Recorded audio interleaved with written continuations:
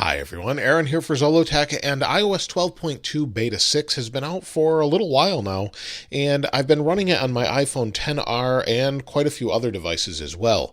Now, on this particular device, I've been using this the past few days because, well, I had a little incident with my iPhone XS Max. If you haven't seen my follow-up to the XS Max, be sure to check that out. You'll see what happened, and then I've got a follow-up to that as well.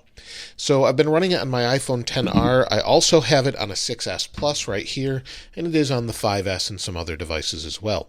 Now, I did do a YouTube community poll, so we'll take a look at that in a little bit to see what you had to say about how it's going for your devices.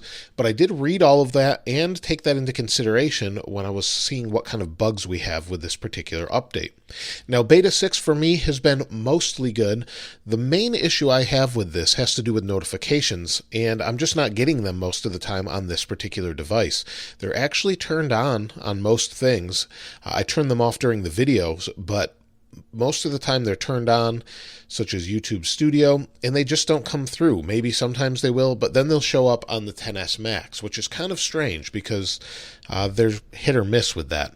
Now, the other thing with this particular update, people are still having issues with LTE connectivity, and at this point I tend to think it's a hardware issue, even though some people say it's on older devices as well. I haven't experienced that on older devices, just the newer ones.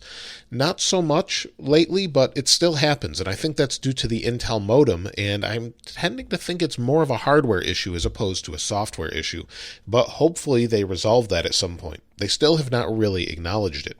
Now, as far as smoothness, I have had no lockups, nothing here with scrolling. Settings does not freeze on me anymore.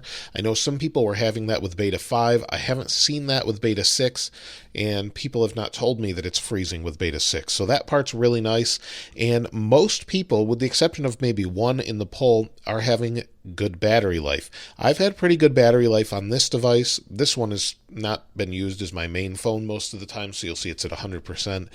And over the last 10 days, you'll see there's my usage, and 4 hours, 15 minutes. I'll go to bed with about 50% life left, or 40 or 50%. So I'm getting about 8 to 9 hours of screen on time. If you calculate that out to what I'm getting, it seems to be pretty good. Now, on older devices, here's the good thing about this beta, is on older devices it seems to be fast and fluid, the same as the new devices. Most people are not having issues with things like 3D touch, seems to work. If you have a Plus device, rotate to landscape works just fine, and all of the apps are working well across all the platforms, so people are not seeing any inconsistencies now. It's the same. And I know a lot of people say, why don't you use the 7 and the 8 and those devices? That's because the bugs are exactly the same across most devices. So if you're using a XR, a XS Max, or even a 5S, it should be pretty stable at this point. And speaking of it being stable, they're probably going to release it here on the 25th. So on the 25th is Apple's event for software, and this past week was a really exciting week with releases from new AirPods. And if we go to the store here, you'll see in the store, we'll wait for it to load, they updated everything from iMacs. We've got some new iPads coming along, iPad Air, iPad Mini. We also have, we go back here, we also have some new watch bands as far as colors go. We also have some new cases as well. No new iPod Touch yet.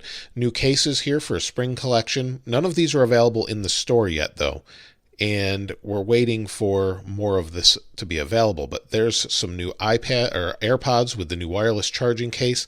That is the AirPods 2 with the Siri functionality. I don't want to say it to trigger all your devices, but that does have that functionality. You've got the wireless charging case, and the one thing we're missing is AirPower.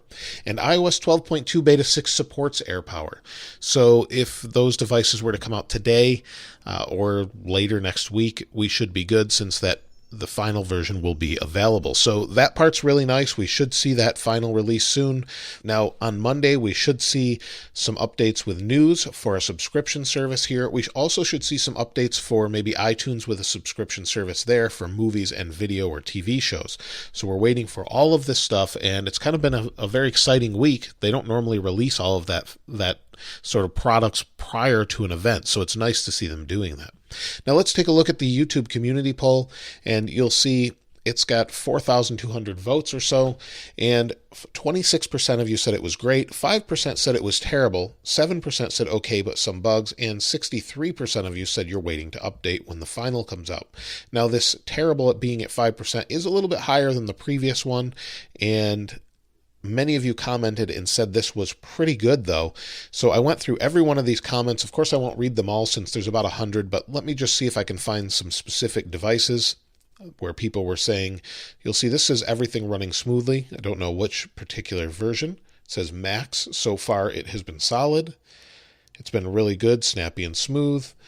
iPhone 6s, this version is very polished. iPhone 7 Plus Wi-Fi connection drops often.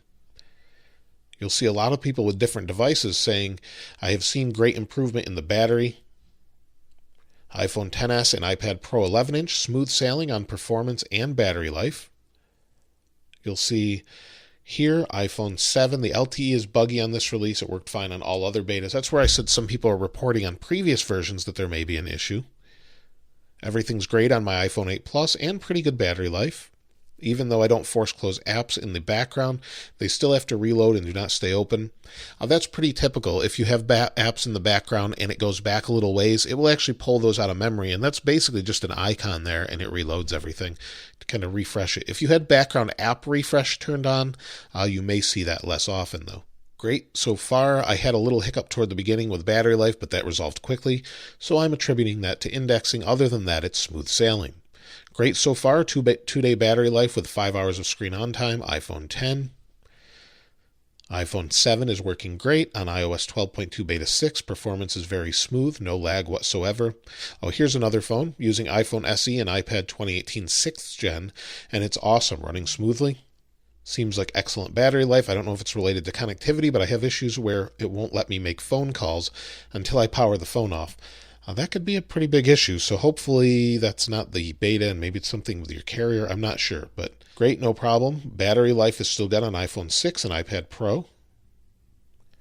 And I'm using iPhone 6s. I installed iOS 12.2 Beta 6 for about 3 days. Felt like the overall user experience was worse compared to 12.1.4. That's pretty rare. Most people say it's far better. So you may have had to give it a few more days, or maybe you had something running in the background. So I would check that out. And then finally, do betas decrease the battery health? No, they don't. Just using your phone actually decreases battery health. That's just the nature of lithium-ion batteries. They degrade over time, and I wouldn't worry about it. If it's too hot, the phone will let you know it's too hot and won't let you use it. But that's it for iOS 12.2 Beta 6. Look for the final on Monday, and of course I'll have updates about that as well. I'll link the wallpaper in the description below, and if you have any other questions or comments, I'd love to hear from you. Let me know in the comments below. If you haven't subscribed already, please subscribe. If you enjoyed the video, give it a like. If not, the other one's okay too. As always, thanks for watching. This is Aaron. I'll see you next time.